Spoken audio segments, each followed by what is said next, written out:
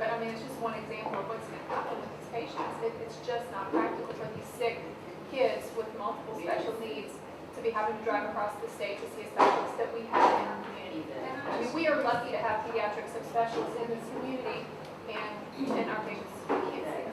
And has anybody that's designed this transportation thing actually done it?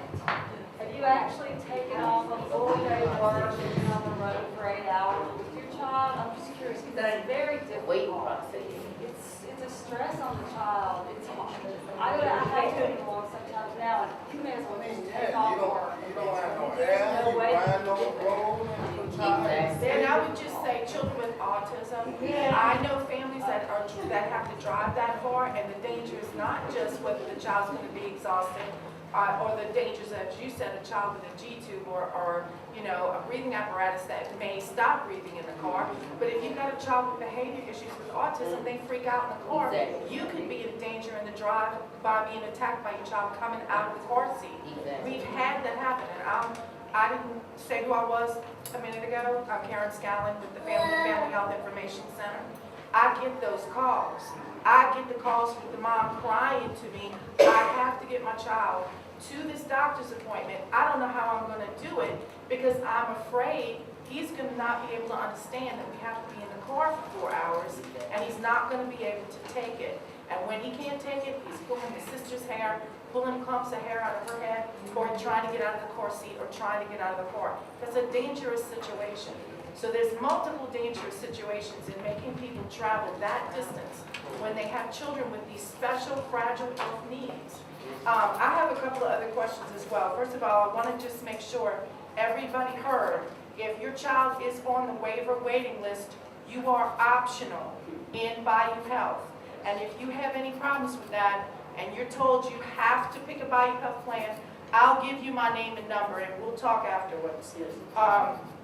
As far as Bayou Health goes, and I noticed on the bottom of this sheet, it says some children will need to switch to Bayou Health for their care coordination afterwards. That's what you're talking about.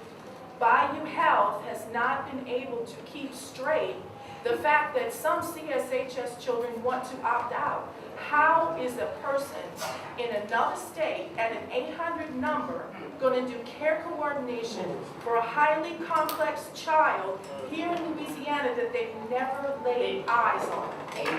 The point that Mr. Durham was making is, with all of the services here in one place, all of those individuals that lay eyes on that child have seen that child, know what the issues are, and I'll give you a classic example.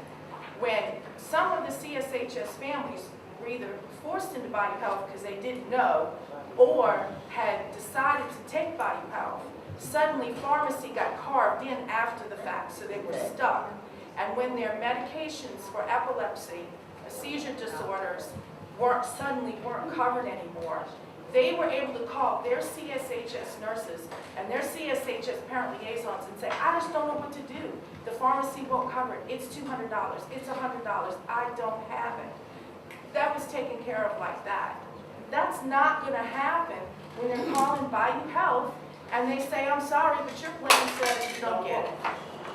So what is the option for that mom on the other end of the phone when it's 100 degrees outside and her child's seizing, and she's got a 4-hour drive to a neurologist on top of it, and she cannot get somebody to do proper care coordination? That's what this program does. That's what this program does. That's the hallmark of what I see they do. They troubleshoot those problems. They work with Families Helping Families, and they work with the nurses in there, and they work with Dr. Berry, and they've done a tremendous job at that. That saved lives in this state. That saved cost in this state. Because to care for these children, you have to give them all the care they need up front to make sure that they don't have problems later. What we're going to do by this, in my estimation, except for maybe a few small clinics, by cutting these clinics, and I'm going to note that adding up the number of clinics that have been cut since last year, CSHS clinics have been cut in half, if you total last year in this proposal, okay? What we're doing is putting these children in more danger and creating more costs for the state in the long run. Because what's going to happen is, they're gonna seize more, they're gonna need more medication, they're gonna have to go to the ER more, and that's exactly what's gonna happen. This is not saving a lousy $790,000 out of this state's budget. It's gonna cost significantly more.